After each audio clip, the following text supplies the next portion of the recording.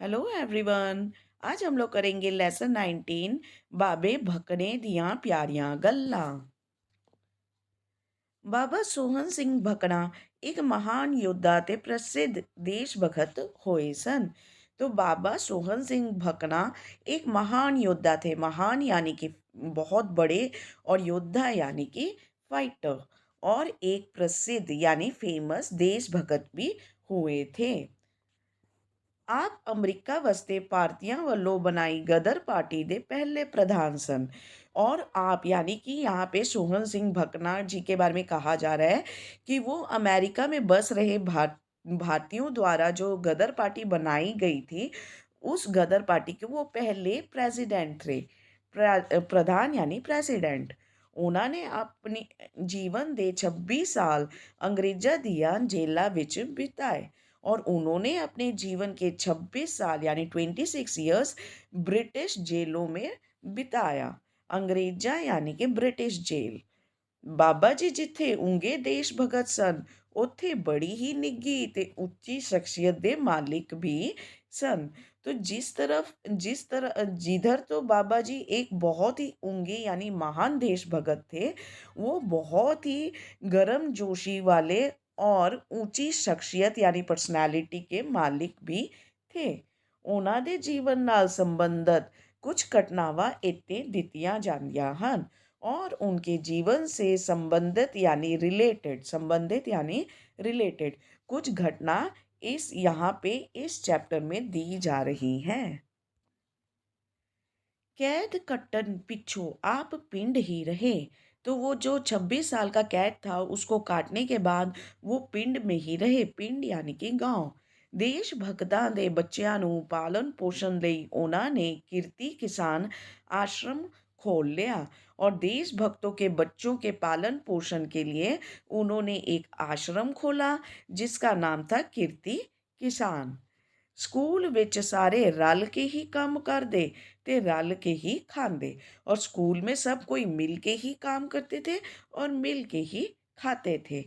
ਉਹਨਾਂ ਨੇ ਬੱਚਿਆਂ ਦੇ ਸਕੂਲ ਲਈ अपनी 10 एकड़ ज़मीन दे दी, और उन्होंने बच्चों के स्कूल बनवाने के लिए अपनी 10 एकड़ ज़मीन दे दी।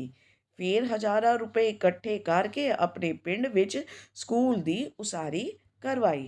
उसारी यानी कि बनवाई। तो उन्होंने हज़ारों रुपए फिर इकट्ठे किए और अपने ही पिंड में, अपने ही गांव में स्कूल बनवाया। एक बार बाबा जी अपने खेता वल जा रहे सन। एक बार बाबा जी अपने खेतों की तरफ जा रहे थे। अपने कमाद ਦੇ ਖੇਤ ਨੇੜੇ ਉਹਨਾਂ ਨੇ कुछ ਬੱਚਿਆਂ ਦੀ ਗੱਲਬਾਤ सुनी। कमाद ਦੇ खेत यानी गन्ना के खेत। तो एक बार वो अपने गन्ने के खेत के पास, नेड़े यानी के पास, उन्होंने कुछ बच्चों को मतलब बातचीत करते सुना। ਇਹ ਬੱਚੇ गन्ना चुपन दिया सलाह कर रहे सन। सलाह यानी कि आपस में प्लानिंग कर रहे थे। तो ये जो बच्चे थे, वो गन्ना चूसने की प्लानिंग आपस में कर रहे थे। ये बच्चे बाबा जी दे बनाए स्कूल विच पढ़ते सन, और ये बच्चे बाबा जी की बनाए हुए स्कूल में ही पढ़ते थे। एक बच्चे ने कहा, इदा चोरियों गन्ने पुटना ठीक नहीं, बाबा जी गुस्से होंगे। एक बच्चे ने कहा कि इस तरह चोरी से गन्ने पुटने यानी उखाड़ के निकालना ठीक नहीं है, बाबा जी गुस्सा हो जाएंगे। बाकी बच्चे भी उसकी गल मान गए, और बाकी बच्चे भी उस बच्चे की बात मान गए कि ठीक है, हम लोग ये काम नहीं करेंगे। वो गन्ने चुप्पे बगैर ही चले गए। चुप्पे यानी चूसना। और वो गन्ना चूसे बगैर ही वहाँ से चले गए।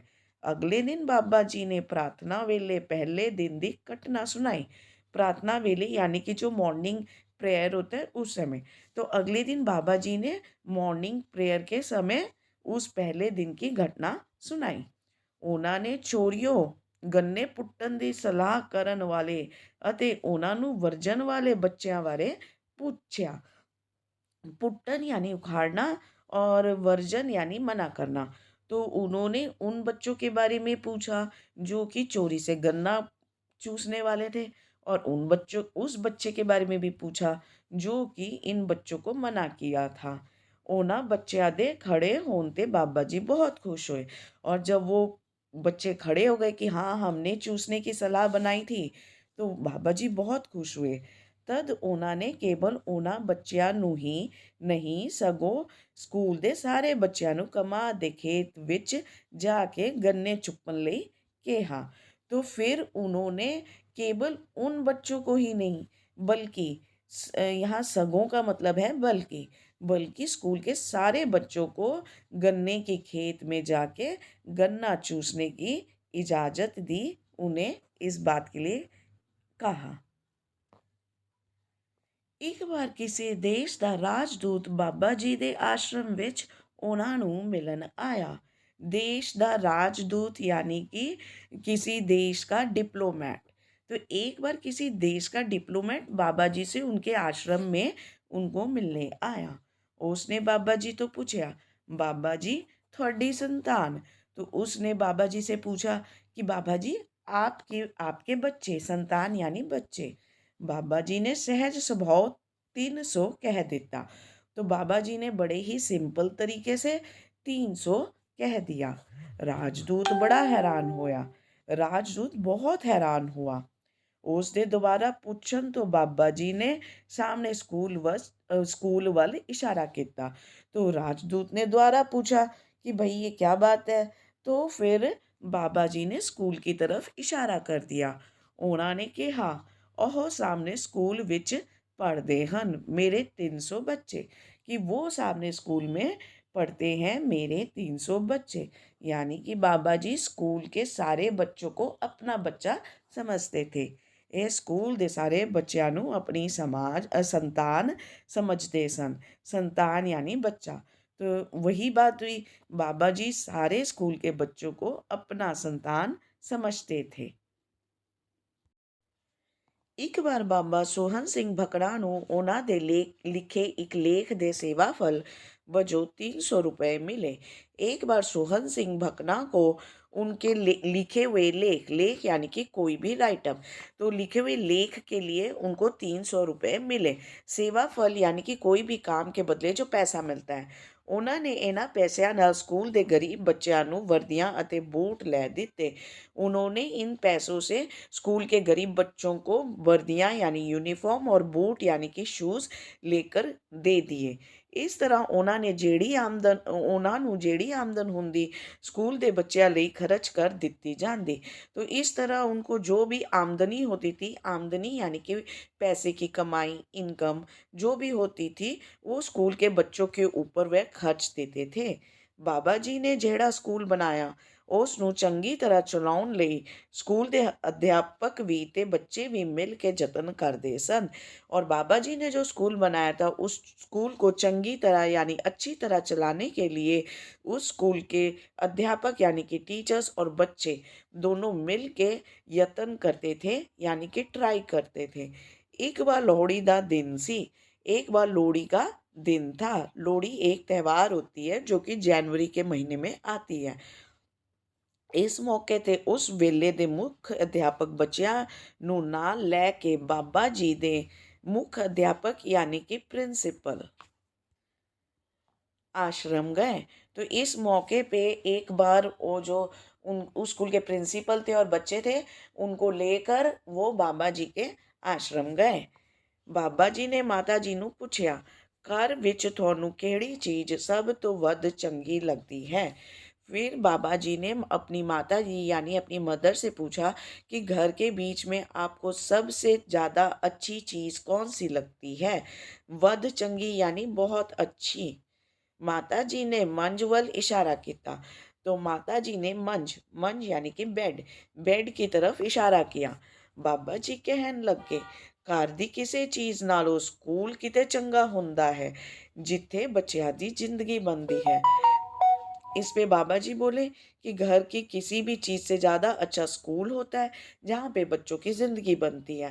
ये मंज स्कूल ਨੂੰ दान दे दो कि ये जो मंज या बेड है ये स्कूल को आप दान में दे दो। माता जी ने मंज किले तो ਖੋਲ੍ਹੀ ਅਤੇ ਲੋਹੜੀ ਮੰਗਣ ਵਾਲਿਆਂ ਨੂੰ ਫੜਾ ਦਿੱਤੀ। तो माता जी ने जो मंच था किले से खोली और जो लोहड़ी मांगने आए हुए थे उनको वो मंच दे दी। ਉਹਨਾਂ ਮੰਝ ਵੇਚ ਕੇ रकम स्कूल फंड ਵਿੱਚ जमा कर ली और उन लोगों ने यानी कि उन लोगों ने जो मांगने आए थे उन्होंने बेड को बेच के जो पैसा मिला, रकम यानी कि पैसा मिला, वो स्कूल फंड में जमा कर लिया। ਇਸ ਤਰ੍ਹਾਂ ਬਾਬਾ ਜੀ ਹੀ ਨਹੀਂ, ਮਾਤਾ ਜੀ ਵੀ ਬੱਚਿਆਂ ਦੀ ਭਲਾਈ ਲਈ ਸਭ ਕੁਝ अर्पण ਕਰਨ ਲਈ तैयार रहते सन। तो इस तरह बाबा जी ही नहीं बल्कि उनकी माता जी भी बच्चों की भलाई के लिए सब कुछ अर्पण अर्पण यानी कि सेक्रीफाइस डोनेट करने को तैयार रहते थे। ਇੱਕ ਵਾਰ ਬਾਬਾ ਜੀ ਆਪਣੇ ਪੁਰਾਣੇ ਘਰ ਨੂੰ ਢਾਹ ਕੇ ਨਵਾਂ ਘਰ ਬਣਾਉਣ ਬਾਰੇ सोच रहे सन। ढा के यानी कि तोड़ के। तो एक बार बाबा जी अपने पुराने घर को तोड़ के नया घर बनाने के बारे में सोच रहे थे।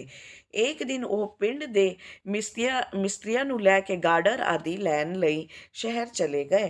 तो एक दिन वे मतलब मिस्त्रियों को लेकर गार्डर यानी कि बिल्डिंग मटेरियल लेने के लिए शहर चले गए। रस्ते ਵਿੱਚ ਟੱਪਰੀਆਂ ਵਾਸਾਂ ਦੀਆਂ ਟੱਪਰੀਆਂ ਵੇਖ ਕੇ ਮਨ ਪੰਘਰ ਗਿਆ। तो लेकिन रास्ते में टपरियाँ वासा यानी कि नोमैड्स थोड़े गरीब होते हैं, एक जगह से दूसरी जगह घूमते रहते हैं। उनकी टपरियाँ, उनके रहने के जैसे घर भी वैसे ही होते हैं। तो उनको देख के उनका मन बड़ा परेशान सा हो गया, उलझ सा गया। शहर तो गार्डर दी था बांस अते सिरकियाँ लेके मुड़े और शहर से गार्डर की जगह बांस और सिरकियाँ लेकर मुड़े। ये सारे भी झोपड़पट्टी ये सब बनाने में काम आते हैं। ਫਿਰ ਉਹ ਉਹਨਾਂ ਝੁੱਗੀਆਂ ਜਿਹੇ ਘਰ ਵਿੱਚ ਹੀ ਅੰਤਲੇ ਪਲਾਂ ਤੱਕ ਰਹੇ। झुग्गियाँ यानी कि झोपड़पट्टी और अंतले पला यानी कि जीवन के अंतिम पल या अंतिम दिन तक। फिर वह जीवन के अंतिम दिन तक उसी झोपड़पट्टी में रहे। ਕੋਈ ਪੁੱਛਦਾ ਤਾਂ ਕਹਿੰਦੇ ਮੇਰੇ ਦੇਸ਼ ਦੀ ਜਨਤਾ ਨੂੰ ਚੱਜ ਨਾਲ ਰਹਿਣ ਜੋਗੇ ਮਕਾਨ ਨਹੀਂ ਜੁੜੇ। फिर मेरी देशभक्ति कहा दी हुई जेकर मैं आलिशान घरां विच रहा। फिर अगर कोई पूछता था कि बाबा जी आप इस झोपड़पट्टी में क्यों रहते हैं, तो वो बोलते थे कि मेरे देश की जनता यानी मेरे देश के लोगों को चज नाल मतलब सही तरीके से एक ठो मकान नहीं बने, यानी उनके पास सही तरीके से रहने के लिए एक मकान नहीं है।